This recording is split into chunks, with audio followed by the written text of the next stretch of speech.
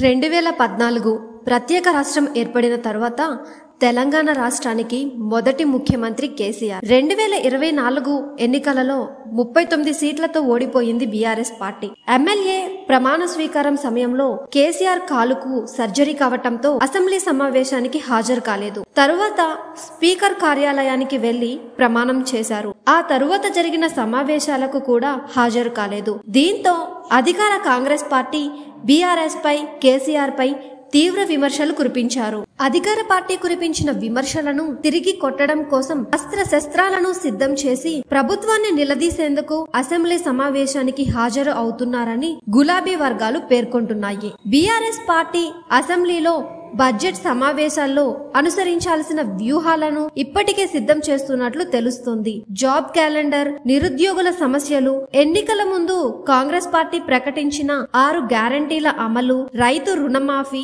Fee బకాయిలు, ఇలా రాష్ట్రంలో ప్రస్తుతం ఉన్న అన్ని అంశాలపై అసెంబ్లీలో విమర్శించేందుకు బీఆర్ఎస్ అస్త్రశస్త్రాలు సిద్ధం చేస్తోంది.